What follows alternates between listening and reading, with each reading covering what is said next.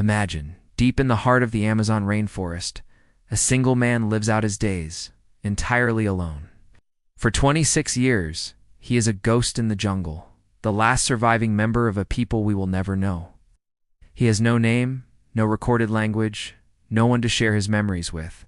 We know him only as the Man of the Hole.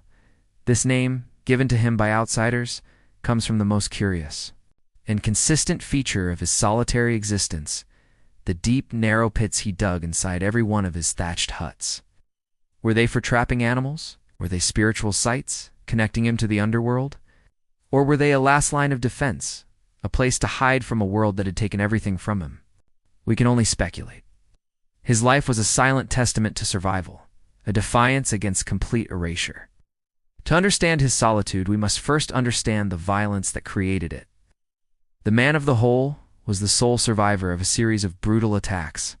In the 1970s and 80s, ranchers and illegal loggers, hungry for land, began encroaching on his people's territory in the state of Rondônia, Brazil. These encounters were not peaceful. They were massacres driven by greed, where entire communities were wiped out to clear the forest. His tribe, small and uncontacted, stood no chance. He watched his family, his friends, everyone he had ever known vanish. He alone escaped into the dense jungle, carrying the weight of his entire culture on his shoulders. From that moment on, he became a phantom. For decades, Brazil's Indigenous Affairs Agency, FUNAI, monitored him from a distance, protecting his territory and ensuring he could live out his life on his own terms. They left tools and seeds for him, but he almost always rejected them, choosing to rely on his own ancestral knowledge. He wanted nothing to do with the outside world, the world that had destroyed his. On the rare occasions he was spotted, he would retreat or sometimes fire arrows to warn intruders away. His message was clear: leave me alone. Think about what that must have been like, to wake up every morning in a world where your language is spoken by only one person. You. To hunt, to build, to perform rituals, all in complete silence. Every skill he possessed, from crafting a bow to identifying edible plants, was a legacy without an heir. He was a living library, but all the books were in a language no one else could read. The holes he dug might have been his way of speaking, a physical manifestation of his loss and his resilience, etched into the very earth he called home. He tended small gardens, planting corn, manioc, and papaya. He hunted with long, handcrafted arrows. He built his huts from palm fronds and wood. His life, while solitary, was not idle. It was a constant, deliberate act of cultural preservation. Every meal he cooked, every tool he sharpened, was a ritual connecting him to his ancestors. He was not just surviving, he was living out the customs of his people, keeping their spirit alive in the only way he could. The 53 huts he left behind are a map of his lonely journey through the forest.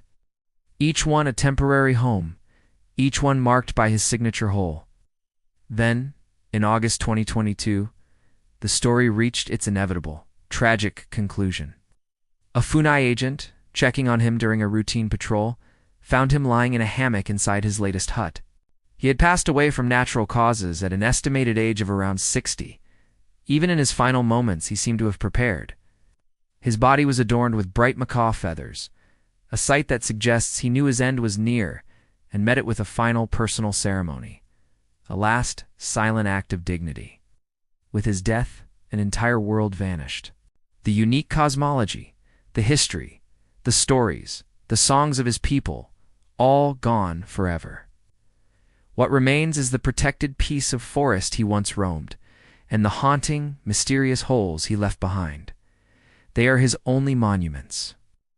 His story is a powerful and heartbreaking reminder of the fragility of human culture and the devastating cost of unchecked progress. How many other men of the hole have there been? How many entire peoples have disappeared without a trace, their knowledge and wisdom lost to the world? The Man of the Hole wasn't just an individual. He was the last chapter of a book that we will never get to read. His life challenges us to think about what we value as a society. Is it the resources under the ground, or the irreplaceable human heritage that lives upon it? His fierce independence and his refusal to engage with the world that wronged him speak volumes. He didn't need our world. He just needed to be left alone in his. His legacy is one of profound loss, but also of incredible strength and resilience. In his 26 years of solitude, he represented the ultimate fight for existence. He was a symbol of the hundreds of uncontacted tribes that are still fighting for their survival in the Amazon and around the globe. His story forces us to confront an uncomfortable truth, that our modern world is built on the ruins of countless others. Thank you for joining me to reflect on this incredibly poignant story. It's a heavy one, but it's crucial that these stories are told and remembered. If this moved you, please consider liking the video and subscribing for more content that explores the deeper currents of our world. See you next time.